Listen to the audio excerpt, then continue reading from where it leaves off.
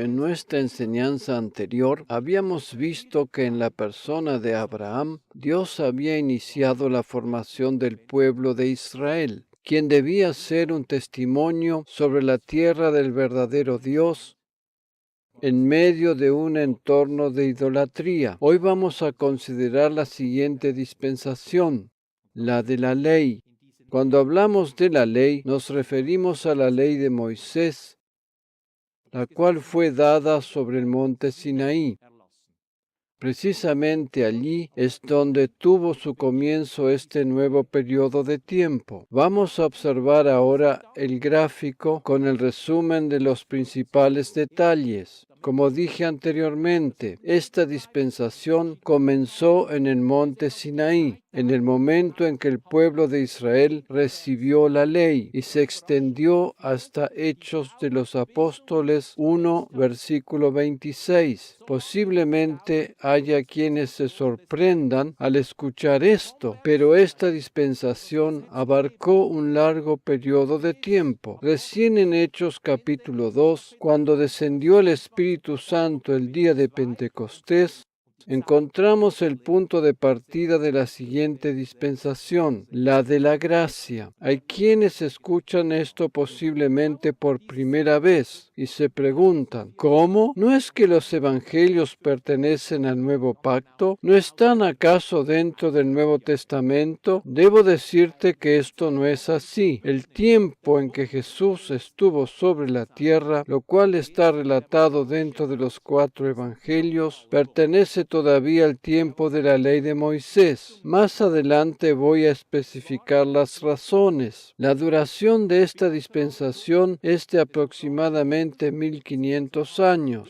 o para decirlo con mayor exactitud, 1491 años. Habíamos dicho que en cada dispensación Dios establece un pacto diferente con los seres humanos. En este caso es el pacto hecho con Moisés y este es un pacto bilateral. Eso quiere decir que el ser humano tenía determinadas condiciones que cumplir para poder recibir los beneficios de dicho pacto. La persona que se destaca en esta dispensación es Moisés. Las cláusulas de este pacto tenían que ver con el cumplimiento de los mandamientos, lo cual producía bendición, mientras que en el caso contrario acarreaba maldición. Estas eran las cláusulas que Dios había fijado para este pacto. La bendición o maldición dependía de la actitud, o sea, obediencia o desobediencia del ser humano en relación a los mandamientos divinos.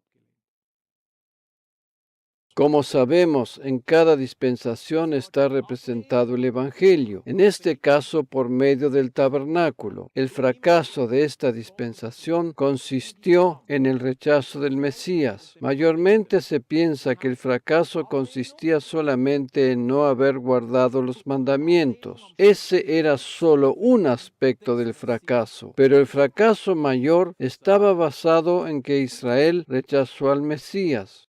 Dicho de otra manera, Israel rechazó a los profetas que Dios le había enviado.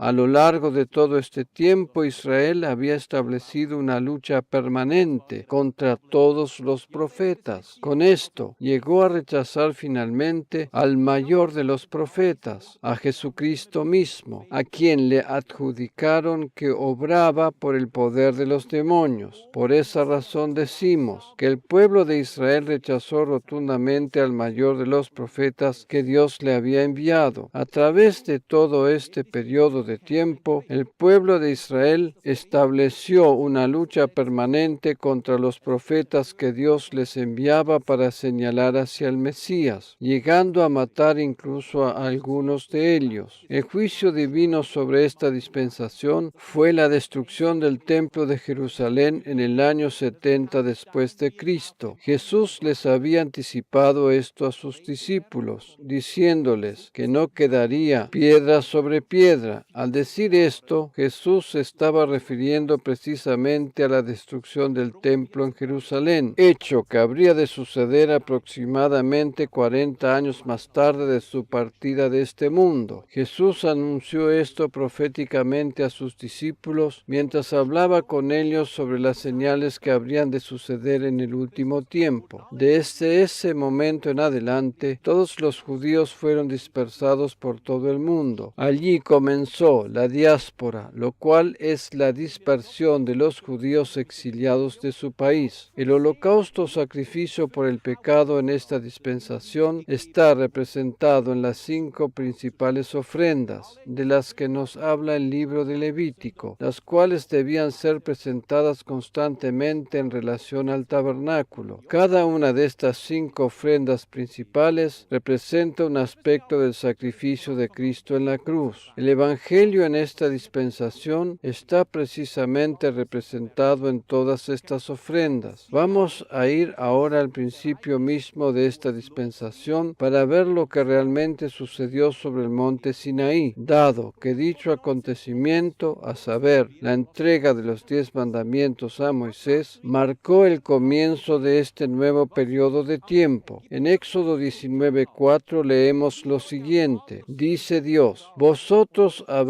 visto lo que hice a los egipcios. Vosotros habéis visto lo que hice a los egipcios, y cómo os tomé sobre alas de águilas, y os he traído a mí. Vosotros habéis visto lo que dice Dios al pueblo de Israel. Dicho de otra manera, cuando habían sido libertados de la esclavitud egipcia, estando todavía bajo el pacto abrahamítico, habían sido testigos del cuidado y protección divina. Cuando Dios liberó a su pueblo de los muchos años de esclavitud egipcia, éste no estaba todavía bajo la ley de Moisés, sino bajo las condiciones del pacto hecho con Abraham, el cual era un pacto de gracia. La ley les es dada recién cuando llegan al monte Sinaí. Cuando Dios les dice las palabras que leímos en este versículo, se está refiriendo a su pacto de gracia hecho con Abraham.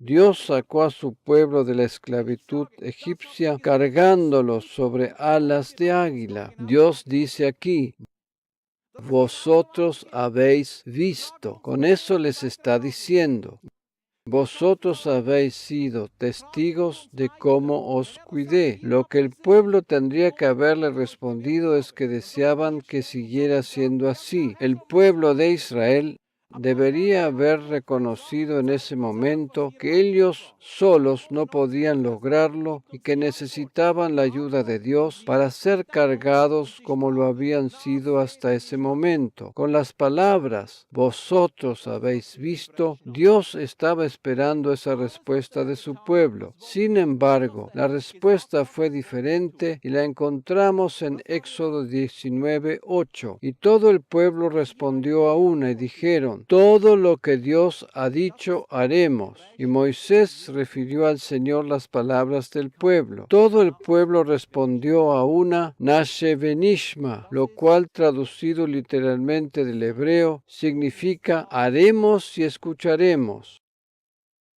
Estas palabras, que son muy conocidas en el judaísmo, significan nada más ni nada menos que se proponían hacer todo lo que Dios les dijera sin tener todavía siquiera la más remota idea de lo que les podía llegar a ser demandado. Esta frase, por cierto, muy arraigada en el judaísmo, demuestra una profunda fidelidad a Dios. Con estas palabras, el pueblo estaba alardeando de poder cumplir todo lo que Dios les demandara sin saber siquiera de qué se trataba. Dicho de otra manera, ellos estaban diciéndole a Dios que, independientemente de lo que le fuera demandado, todo lo habrían de cumplir. o al menos tratarían de hacerlo. Sin embargo, cuando ellos hicieron esto, todavía no habían recibido los 10 mandamientos. Aquí radica precisamente el problema. Desde el punto de vista de las dispensaciones, en general, podemos entender cuál fue el verdadero propósito de la ley. Permíteme explicártelo. El propósito de Dios al elegir un pueblo en especial separado y apartado para Él era para protegerlo de las costumbres paganas de los otros pueblos, tales como idolatría, astrología, holocaustos humanos y falsas religiones. Todas esas cosas habían tenido su origen bajo el gobierno de Nimrod, dado a que Dios deseaba tener un pueblo separado de todas estas costumbres paganas, apartado y dedicado para Él. Es que le dio determinadas indicaciones a seguir para poder llegar a cumplir ese propósito. Esa es la razón por la cual le dio instrucciones y reglamentos en cuanto a las comidas, la vestimenta e incluso la sexualidad. De esa manera deberían distinguirse de los pueblos paganos que les rodeaban. El propósito de Dios al darles estas reglas o instrucciones era para poder decir que este era un pueblo especial, el cual le pertenecía solo a Él.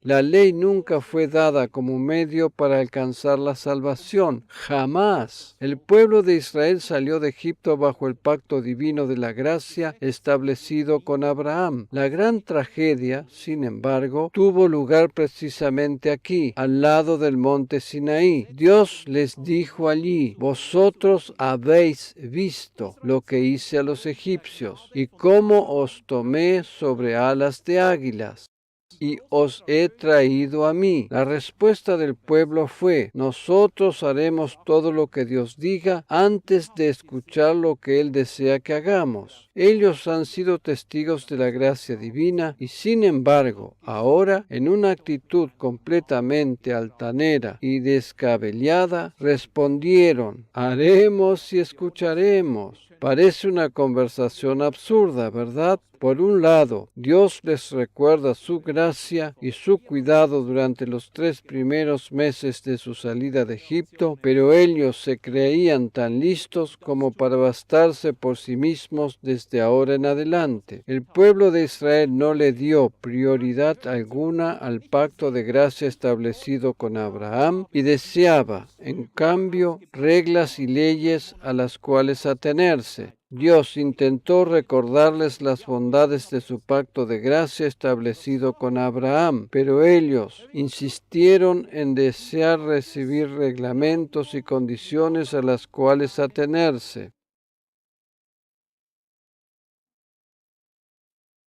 Hoy en día es a menudo también así. La mayoría de los creyentes prefiere atenerse a reglas antes que aceptar la gracia inmerecida.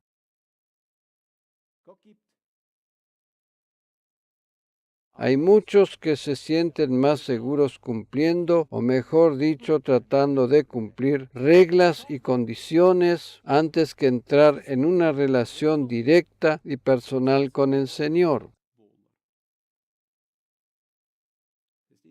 Hay muchos creyentes que prefieren atenerse a los 10 mandamientos antes de establecer una relación directa y personal con el Señor. Por ejemplo, cuando existe tal relación, Él puede indicarnos determinadas cosas que no nos hacen bien y que de ninguna manera están escritas en los 10 mandamientos. De esa manera, Dios tiene la oportunidad de indicarnos un camino mejor, pero eso es solo el resultado de una relación personal.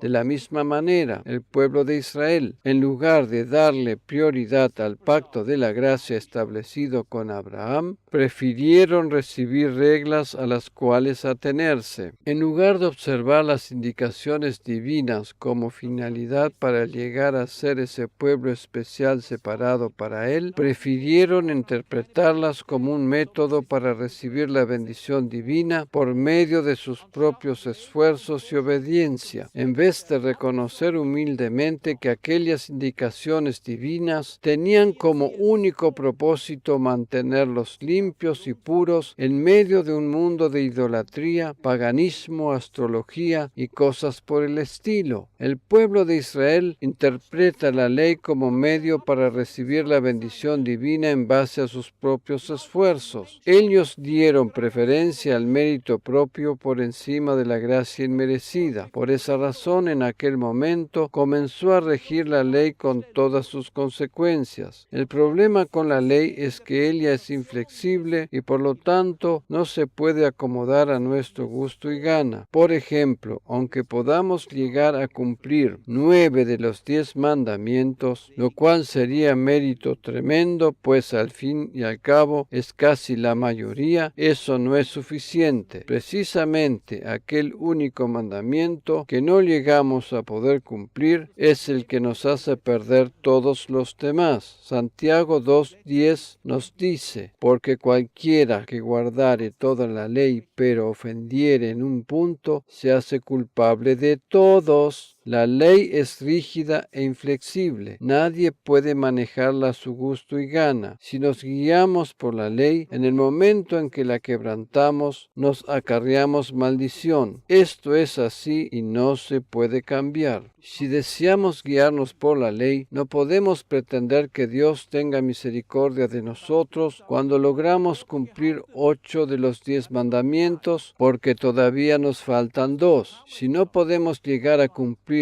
uno solo de los 10, ya es más que suficiente para acarrearnos maldición. Por esa razón, no podemos tomar ni predicar los 10 mandamientos como si fueran reglas para tenernos a ellas en nuestra vida diaria o para la convivencia con nuestros semejantes. Los 10 mandamientos fueron dados para establecer las líneas de un Estado de derecho, pero los creyentes solo necesitan la gracia divina. Por esa razón, no podemos tomar los 10 mandamientos como línea de conducta para saber a qué atenernos, porque si lo hacemos, tenemos que contar también con las consecuencias negativas en caso de no cumplirlos. Debido a que la ley divina es inflexible, si predicamos los 10 mandamientos, tenemos que predicar también todas sus consecuencias. Debido a que nadie está en condiciones de guardar los 10 mandamientos, la consecuencia es la maldición. Si se predica de esa manera, entonces nos encontramos en la dispensación equivocada. En la actualidad rige la dispensación de la gracia, en la cual Cristo nos libertó de la maldición de la ley. Las palabras del apóstol Pablo en Gálatas 3:13 son las que rigen para esta dispensación de la gracia. Cristo nos redimió de la maldición de la ley, hecho por nosotros maldición, porque está escrito: maldito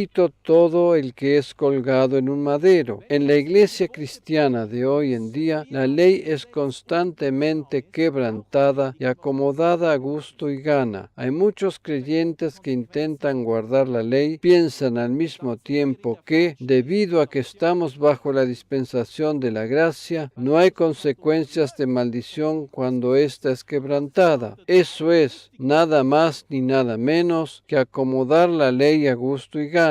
La Biblia nos dice claramente que Cristo nos redimió de la maldición de la ley. Por lo tanto, esta no tiene ninguna validez para nosotros. Cuando el pueblo de Israel llegó hasta el monte Sinaí, Dios les habló primeramente con palabras de gracia, recordándoles la manera en que los había cuidado hasta ese momento. Pero luego, cuando ellos decidieron aceptar la ley, el tono divino cambió completamente. La Biblia nos dice que el monte humeaba y tronaba cuando Moisés recibió las tablas de la ley. En Hebreos 12, versículos 20 y 21 leemos lo siguiente: porque no podían soportar lo que se ordenaba. Si aún una bestia tocar el monte, será apedreada o pasada con dardo. Y tan terrible era lo que se veía que Moisés dijo: estoy espantado y temblando. Esta era la situación cuando Dios le dio a Moisés las tablas de la ley. El pueblo no podía soportar ni siquiera lo que se les ordenaba. ordenaba. En esto vemos ya las consecuencias negativas del quebrantamiento de la ley. El cuadro era tan espantoso que aún Moisés estaba espantado y temblando. El tono con que Dios se dirige a su pueblo es completamente diferente desde ese momento en adelante. Anteriormente les recordó su amoroso pacto de gracia, pero luego, dado a que ellos desean recibir la ley, las consecuencias se hacen sentir de inmediato, a tal punto que todos quedaban espantados y temblando. Esto era así porque la ley es inflexible.